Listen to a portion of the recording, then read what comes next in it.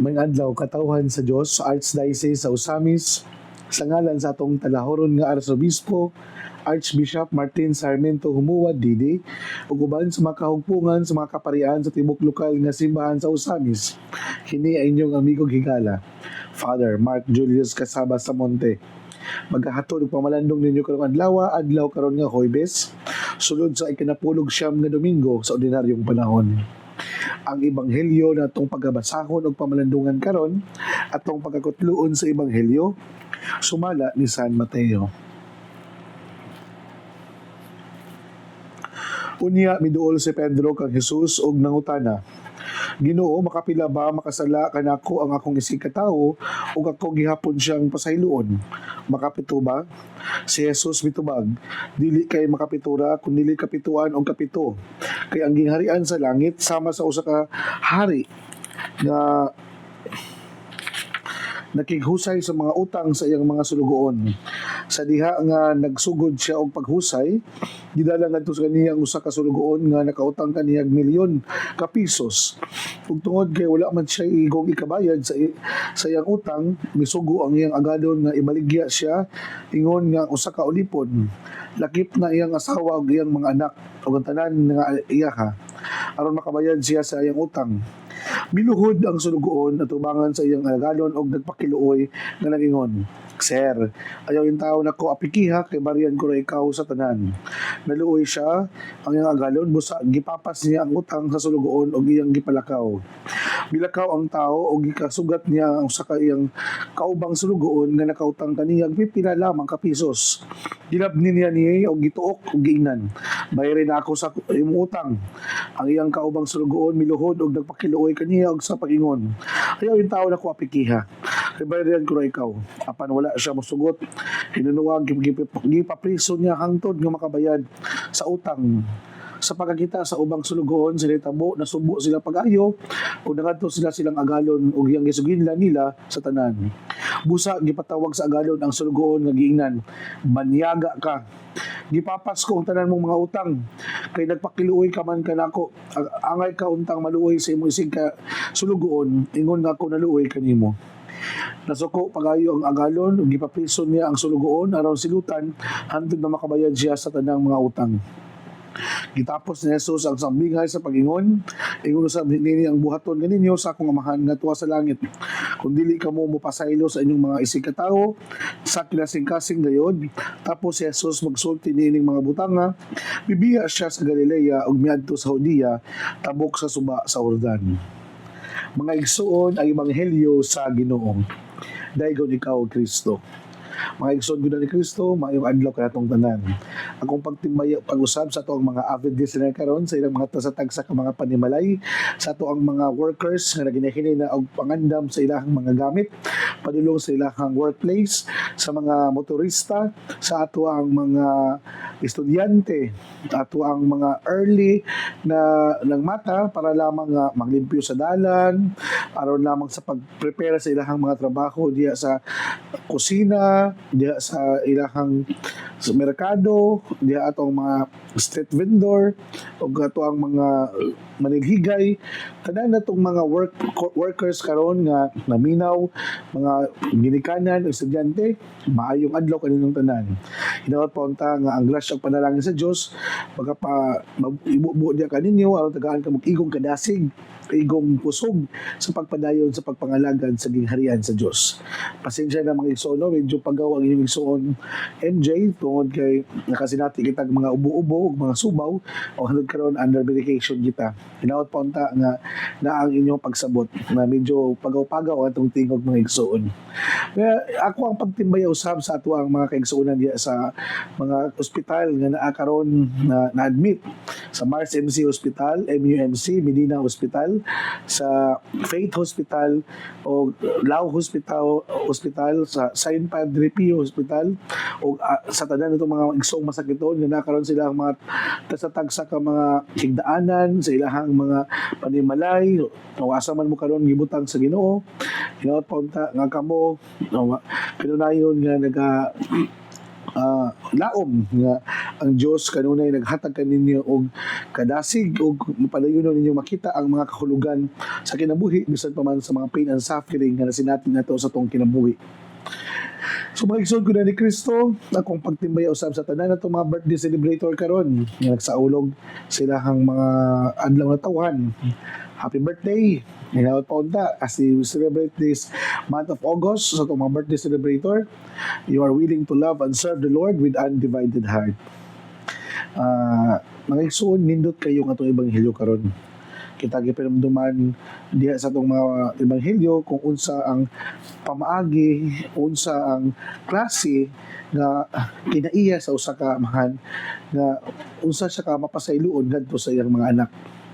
The hari is referring to God, referring to our Lord.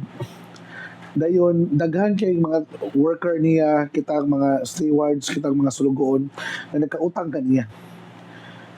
Milyon ha, ang katang usa ka trabahante nga utang niya. Pero sa dihang ningluhod, nangayo og kanang dispensa, nangayo og lugway sa pagbayad ni ini, gitagaan chance. Tagaan og kahigayon o gipasaylo o gipalakaw. Pero sa dihang ang sulugoon mismo nakita niya iyang kapwa sulugoon, iyang gilabni, iyang gipaningil ug wala niya gipaminaw ang hangyo niini. Pero bitog makaingon ta ba nga kita ta nga mga recipient sa grasya pagpasaylo sa Dios, you should be a considerate person to others. Kay nakasinati mga ganita sa unsa ka mapasayloon ang Ginoo, kita pud ta mapasayloon ta sa uban. Kung unsa pud ka hatag og tolerance ang Ginoo kanato, kita pud matag butang tolerance sa uban. Mura manuog ka na bitong kitara ang entitled nga pwede pasayloon. Mura manuog kitara man entitled nga pwede ra tagaang chance. Pero kita ngadto sa uban dili nakabalo. Tato pa di ay maayo ra kung kita mo'y mangayo, pero kita na mo hatag dili na day maayo. Kita maayo day kita ra mangayo pasaylo, kita ra mangayo og kanang dispensa, pero kung ubang tao na mangayo og pasaylo og dispensa dili nato, lisod dili nato na ihatag. No na nga isip bunga or matawag bitaw nato nga fruit of mercy and love of God. We should be merciful and lovable to others. Na ako'y nahinumduman noon sa dihang magkukumpare na mimido ako sa akong ex-professor. Giinan ko niya ba nga, uning ano niya man, lagi mo din ako.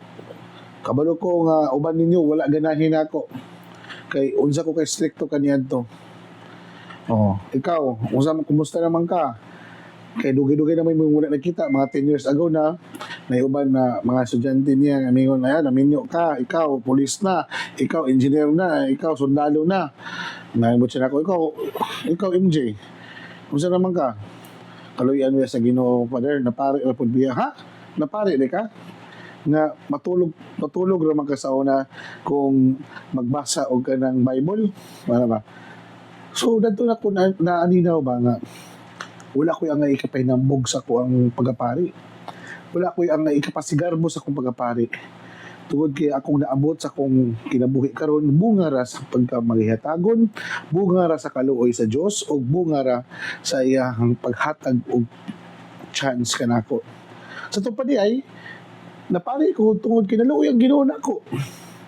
Wala ko napari tungod kay deserving ko, worthy ko, bright ko, buutan ko, balaan ko, kundi tungod sa kaluoy ug gugma sa Dios. Gipaambit niya iyang pagkapari dinhi kanako. The fullness of priesthood of Jesus was being shared and given to me on the day of my ordination. Dili tungod kay tingpit og takos ko, tungod kay naluoy siya nako na nangayo niini o nag-request niini nga ako in taon piksa niya iyang tagaag connection sa iyang pagkapari. What an humbling experience, my son. To remind me na sa ko ang pagkatao, pagkapari, o naabot karon sa kinabuhi, dili ko mahimong dapat arugante ngadto sa uban. Kung naa may mangayo na ko og kanang sakramento, dili ko mingon na murag ako nagitag iya sa mong sakramento nga naasa kong mga kamot, naasa kong mga desisyon nga adtuon ba na kong dili. Para bitaw, I always reject the mercy and love of God to others because I am also the product of mercy and love. Bantog nga mo gud na kong ipa-feel ngadto sa katawhan. Na bitaw mga igsoon. So daghan man kong uban gud nga nanay na mga achievements silang kinabuhi, nanay na abot silang kinabuhi. Mura na dahil sila gyud mo tag-iya o sila ra gyud mo hinundan nga ano naabot nga ni. Wala ba ito, kung dili ko bright, kung dili ko nag-effort, dili gyud niya ko ni maangkon. Yes, naay matawag nato nga added value or matawag nato nga element or percentage nga naabot nimo na tungod sa imong sacrifices and one sa imong mga pag-adtos. But it doesn't mean nga dili na po nimo i-demerit na po nimo o dili na po nimo i-count na lang po ang grasya sa Dios ngano o pagtugod sa Dios kano naabot nimo na. Habi taong dili bitaw na to perminti ang kunon nga ang kanya ko ang mga naabot karon tungod ni sa ko ang pagkatakos o ako mga sakripisyo kundi bunga gid tanan sa grasya sa Ginoo. Kung inana mo gud atong mentality mo gud mga igsoon, dili ta mahimong hambugiro. Dili ta mahimong prideful. Ug labaw sa tanan, dili ta mapahitason, dili ta sama sa sulugoon sa tong ebanghelyo karon nga mura bitaw siya og kanang hatag og kanang silot sa iyang kaubang sulugoon nga murag unsa jud kadako iha milyon biya pero gipasaylo siya ang sa iyang kaubang sulugoon pila na to katawsan pero gipapreso gid niya wa gid niya gitagaan og chance nga mo explain iha yung gipasilutan gipapreso hangtod makabayad. Mao na nga nasakpan man siya sa agalon naman yung mga kauban po nilang sulugoon nga di yun makatake sa gihimo silang kaubang sulugoon gitugan siya o mao na nga siya po gisilutan sa maong silot. Mga igsoon tinuod gyud no kung unsa nga taksanan nga atong gigamit nadto sa tong isig kaingon mao pod ang taksanan nga gamiton sa Ginoo diri kanato. Sa to pa di ay the more na unsa ta ka makasasala sa atong kaugalingon, the more po ta nga muhatag og chance ngadto sa uban.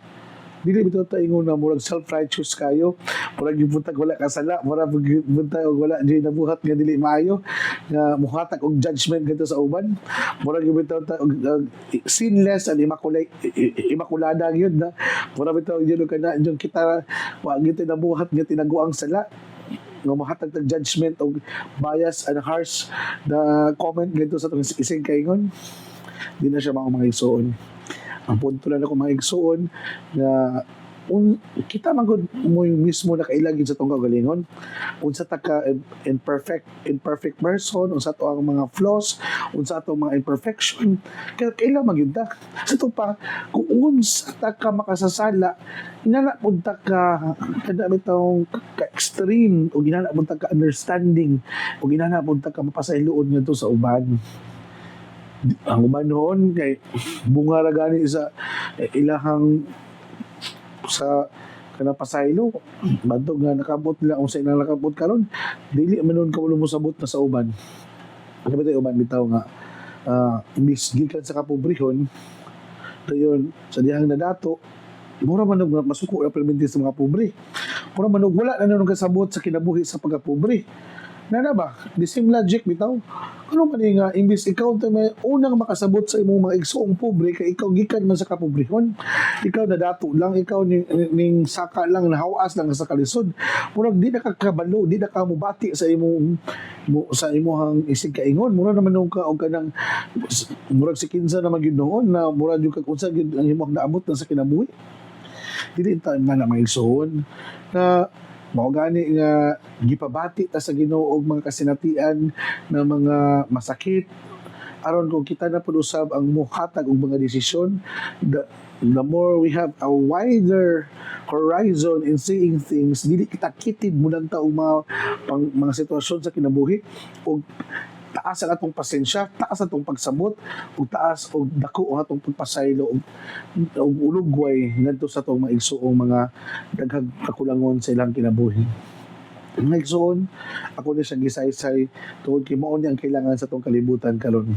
Mao ni ang need sa atong kalibutan karon nga parehas man tang tanan makasasala. Parehas man tang tanan na ay mga karapasan. Parehas man tang tanan nga na ay mga faults and imperfection. Pero ngadto man nga dili man ta makahatag og kanang bitong pagsabot sa uban kung ang ubang tawo na nakasala dili kanato. Ngano man nga reactive man kay ta kang ubang tawo na nakasala. Ngano man nga dili man ta makatugot nga ang ubang tawo makahimong sala rin nato. So tupad di ay maayo ra kung ikaw mo nakasala pero kung ubang tawo mo yung makasala dili na ka mosabot, dili na siya maayo maigsuon. So inana ako ang bitaw mga igsuon nga ato ang kinabuhi dili ta magpakaaron ingnon, dili ta magpaka as if, dili ta ingon na mura jud na yung perfect na gyud kinato ang ato ang pag-execute sa mga decision ug lakang sa kinabuhi. Dili pa yun. Nabay yun po yung mga sayop yun. Mao na nga, it is humble enough to admit and to surrender to God kung unsa man itong mga kasalipanan na ato ang mga nabuhat o i-correct o i-realign o ato ang i-correher na to as early as possible aron sa pag-correct ni ini mapunta kita sa insaktong dalan o musubay kita sa dalan nga padulong sa pagkabalaan o padulong sa gingharian na kinabuhi nga walay katapusan. Ako pagtimbay usab sa to ang mga benefactors and friends at Sita Barrera and family at Laila Del Mundo and family o sa Ate Bless o sa tanan natong mga higala diya usab sa Marikina sila Ma'am Sara and family and tanan natong mga higala usab na mga kanunay nagampo sa Baduhan Kahandig family si si Tapat Ruas and family sa atong mga igsoonang mga kaparian, tanang mga naminaw, God bless o good morning kaninyong tanan. Maigsoon din ako kutob, ayaw ka magkalimot ang pulong sa Diyos, angay kayo ka pamatingon, pamalandungan, o paningkamutan na itong mga puyan. Sama sa usa ka tawo nga nagtanom daplin sa sapakan, sa andahon, dili kayo banaya. O malakaw sa tining bunga, muhatag kayo ng dagang mga bunga. Igsuon ug manawsab ubad sa pangama sa tumahan nga birhen natong gitawag dinhi sa misnon ang birhen sa kuta ang Dios unta mga panalangin kanato sa ngalan sa Amahan sa Anak sa Espiritu Santo. Amen. God bless ug maayong adlaw kanatong tanan.